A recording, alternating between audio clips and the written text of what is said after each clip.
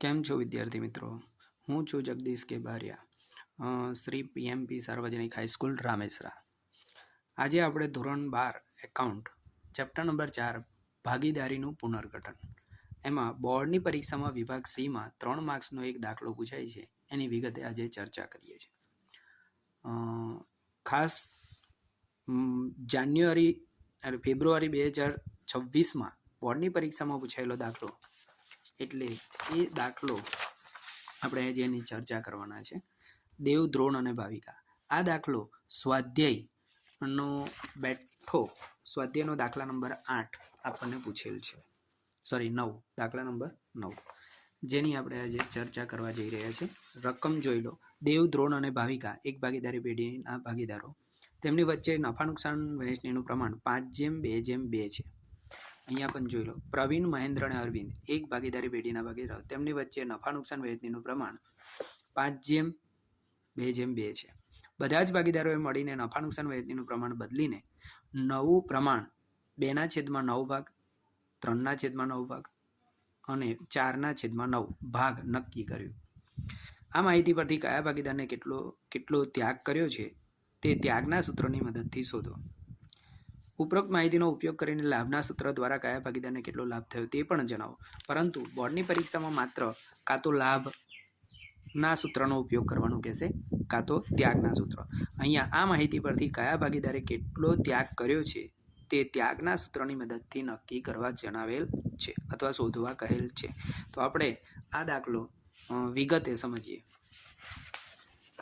જો ફેબ્રુઆરી 2026માં chapter number 4માંથી સ્વાધ્યાયનો દાખલા number 9 બેઠો પૂછાયેલ છે, જે આપણે સમજીએ. તો પહેલું અહીંયા આપણે ભાગીદાર લખી દઈએ. ભાગીદાર છે, બોર્ડની પરીક્ષાના પ્રશ્નપત્ર પ્રમાણે લખીશ. ભાગીદાર આપણા છે દેવ, દ્રોણ અને ભાવિકા. તો લખીશ દેવ, દ્રોણ, ભાવિકા. ચલો, જૂનું પ્રમાણ. અહીંયા પહેલાં જે પ્રમાણ આપેલું હોય એ જૂનું સમજવાનું ખાસ.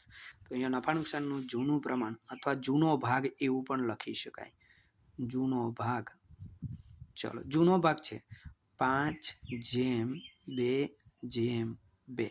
આનો સરવાળો 9 થાય મિત્રો, બરાબર.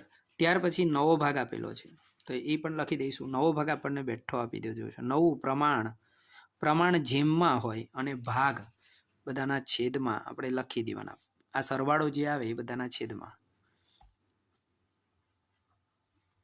અહીંયા પણ નવો ભાગ આપણને આપી દીધો છે. નવું પ્રમાણ કહો તો 2:3:4 થાય. જ્યારે છેદમાં 9 હોય તો ભાગ કહેવાય. એટલે 2/9, 3/9 અને 4/9. એનો પણ સરવાળો 9 જ છે.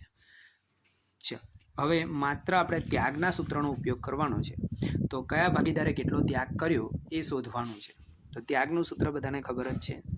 ન ખબર હોય તો સૂત્ર તૈયાર કરી લેવાનું મિત્રો. અને ખાસ સૂત્ર કોઈ એક જ કરવાનું, 2 સૂત્રો નહીં કરતા, કારણ કે ગૂંચવાડો ઊભો થાય એના કરતાં બેટર છે આપણે એક સૂત્ર કરીએ, બીજું સૂત્ર ઓટોમેટિક ઉલટાઈ દેવાનું. જેમ કે અહીંયા આપણે શોધવા જઈ રહ્યા છે ત્યાગ. તો ભાગીદારે કરેલ ત્યાગ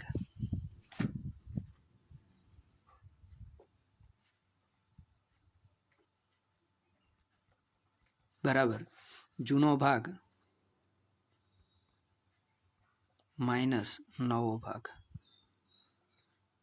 હવે જ્યારે લાભ શોધવાનું કહે તો નવો ભાગ માઇનસ જૂનો ભાગ થઈ જાય. એટલે આ એક સૂત્ર કરી દો અને પછી જ્યારે લાભનું સૂત્ર પૂછે તો તમારે નવો ભાગ આગળ લઈ લેવાનો, માઇનસ જૂનો ભાગ કરી દેવાનો, એટલે લાભનું સૂત્ર મળી જશે. ચલો, આપણે વાત કરીએ પહેલાં દેવની વાત કરીએ. અને દેવ એમાં જૂનો ભાગ 5/9 ઓછા નવો ભાગ 2/9. જ્યારે બાદબાકી કે સરવાળા કરતા હોય તો છેદ સરખા હોવા જોઈએ. તો છેદ સરખા જ છે. 5માંથી 2 જાય એટલે 3/9. ડાયરેક્ટ બાદબાકી થઈ જાય, બરાબર. અથવા આને આગળ સ્ટેપ લેવું હોય તો 5 - 2/9 અને પછી 5માંથી 2 જાય એટલે 3/9. દેવ. પછી દ્રોણ. જૂનો ભાગ 2/9 9 ઓછા નવો ભાગ 3/9. ધ્યાન આપજો મિત્રો, અહીંયા જવાબ માઇનસમાં આવશે. 2 ઓછા 3 એટલે -1/9. બરાબર. ત્યાર પછી ભાવિકા, જૂનો ભાગ 2/9 ઓછા નવો ભાગ 4/9. 2 માંથી 4 જાય -2/9. હવે જ્યારે ત્યાગના સૂત્રનો ઉપયોગ કરતા હોય, જવાબ ઋણમાં એટલે કે માઇનસમાં આવે તો એને લાભ કહેવાય. આને પણ લાભ કહેવાય, માઇનસમાં છે. અને અહીંયા જુઓ, અહીંયા જવાબ પ્લસમાં છે એટલે ત્યાગ કહેવાશે. ખાસ ધ્યાન રાખજો, જ્યારે પણ ત્યાગ કે લાભ શોધવાનો થાય તો એક બાબત અહીંયા આપણને મેચ થઈ જશે કે ત્યાગ કેટલો છે, તો કે 3/9. તો સામે એટલો જ 2 ભાગીદારને લાભ થયો છે. આ બેનો સરવાળો જુઓ, 1/9 અને 2/9. 1 + 2 એટલે 3/9. તો જેટલો ત્યાગ છે એટલો સામે બંને ભાગીદારને લાભ થયો છે. અને એવું જરૂરી નથી કે 2 ભાગીદારને લાભ દર વખતે થાય. ઘણીવાર એક ભાગીદારને લાભ થાય ને 2 ભાગીદાર પણ ત્યાગ કરતા હોય. બરાબર. આપણને ત્યાગના સૂત્રનો ઉપયોગ કરવા કીધો હતો અને કયા ભાગીદારે કેટલો ત્યાગ કર્યો છે તે શોધવાનું છે. તો અહીં લખી દેવાનું કે દેવે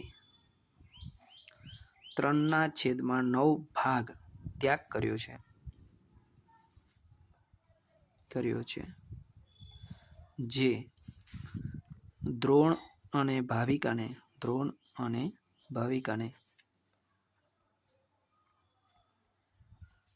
અનુક્રમે